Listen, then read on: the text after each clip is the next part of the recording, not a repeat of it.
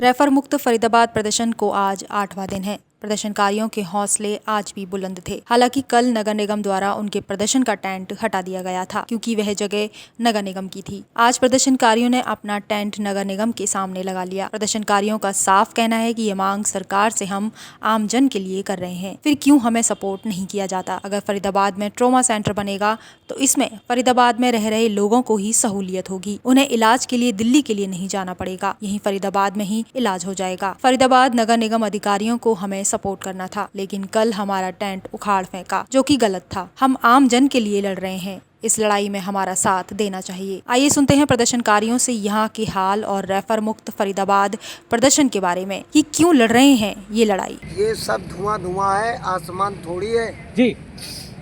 लगेगी आग तो आएंगे कई खरचद में, सिर्फ मेरा मकान थोड़ी है।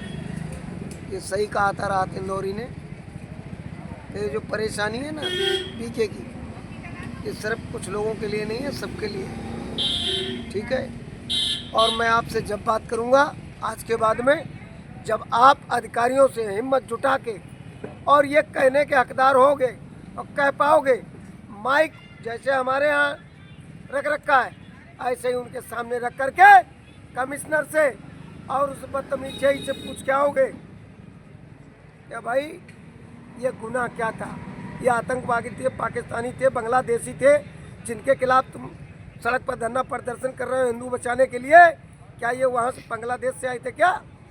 तो इनका टेंट उखाड़ के फेंक दिया और उसी दिन फेंका जिस दिन तुम्हारा धरना प्रदर्शन था, और सरकारी धरना प्रदर्शन था वो जी।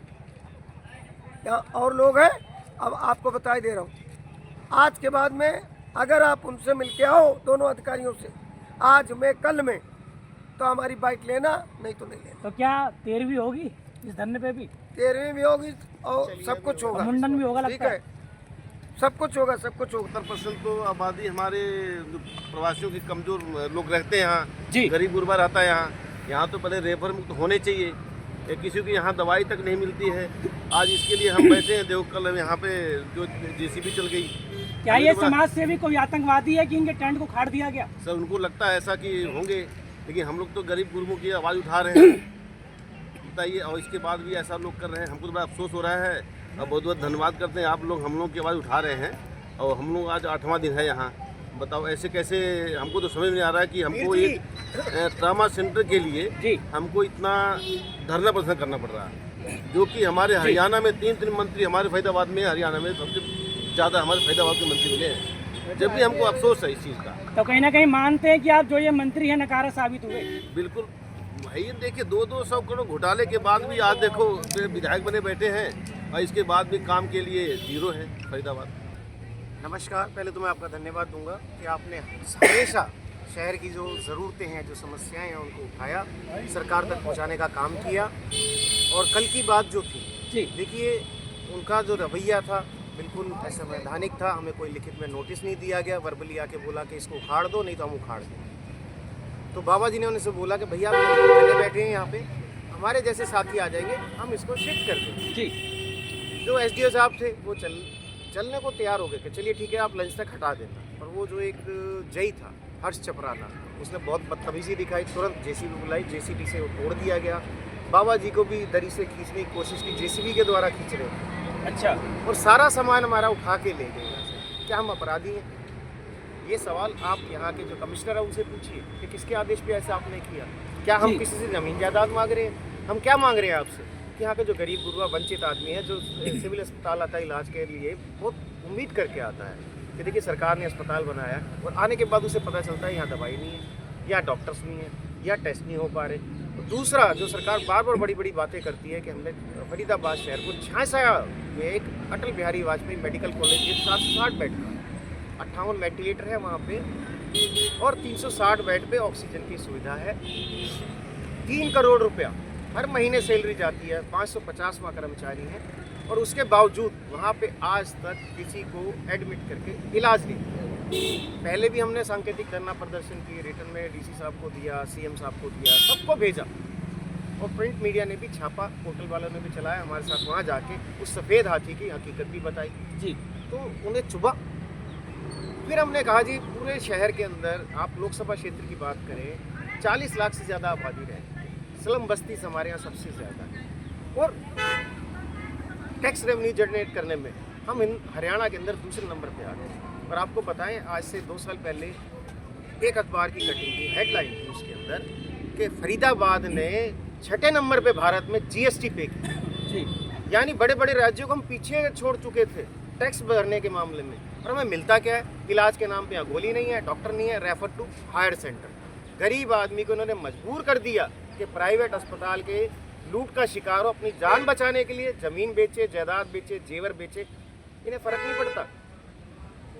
सरकार को कोई फ़र्क नहीं पड़ता, यहाँ के मंत्री को कोई फ़र्क नहीं पड़ता, सिर्फ चुनाव में जी।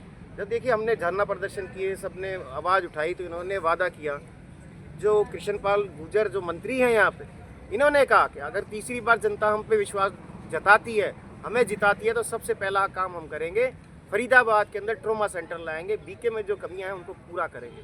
देखिए 2 साल हो गए हैं आईसीयू बना हुआ है, 38 वेंटिलेटर है, पर वो आईसीयू फंक्शनल नहीं हुआ आज तक, क्योंकि हमारे पास डॉक्टर ही नहीं है।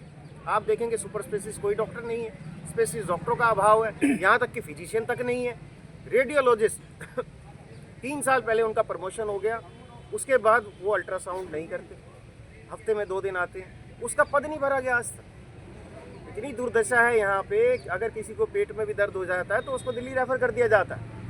और पहले तो इतनी लचर और क्या बोलूँ बदतर व्यवस्था थी कि अगर आपका सिर फट जाए, कोई चोट लग जाए, तो आप अस्पताल जाते थे तो आपको पहले कहते थे सूचर खरीद के ला, पट्टी खरीद के ला, तब तेरे टाँके लगेंगे।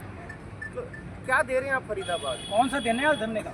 आज धरने का हमारा 8वां दिन हो गया है। लोकसभा चुनाव में मुद्दा बना, विधानसभा चुनाव में मुद्दा बना, जो जीत के अपने घर इसी नाम पे उन्होंने वोट लिए कि हम स्वास्थ्य सुविधाओं को अच्छा करेंगे, बेहतर करेंगे, गरीबों को इलाज देंगे, पर सब जीत के अपने घर में चुपचाप रहेंगे। बिल्कुल हो पाएगा जी, हौसले बुलंद है, करवा के ही छोड़ेंगे, क्यों नहीं करवाएंगे। तो हौसले बुलंद है, जैसे पहले कभी धरने से ऐसे नहीं उठे बिना काम करवाए, तो आप कैसे उठेंगे? हमारा तो काम 8 दिन हो गए लेकिन कोई सुनवाई नहीं हो रही है, ना विधायक जी इस धरने को संज्ञान में ले रहे हैं। आपने तो हमारे धरने देखे हैं 35 दिन, 36 दिन, 53 दिन, तो आज तो अभी 8 ही दिन हुए हैं। इनके ऊपर 8 दिन में क्या फ़र्क पड़ता है? 8 दिन तो ये देखते रहते हैं कि हुआ कि नहीं हुआ, बैठे हैं कि नहीं बैठे, कहीं चले तो नहीं गए उठ के।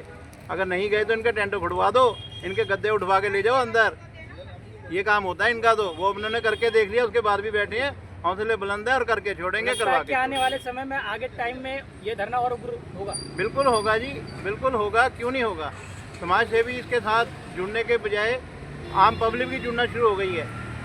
ये मुद्दा जो है आम पब्लिक का है, किसी समाज सेवी का नहीं है। अगर कहा जाए कि बाबा राम केवल जी का है या सतीश जी का है या गुप्ता जी का है या पीपी सिंह का है, ऐसा कुछ नहीं है इसमें। ये मुद्दा जो है जनता की भलाई के लिए है, और जैसे जैसे जनता जुड़ेगी इनको हार माननी पड़ेगी।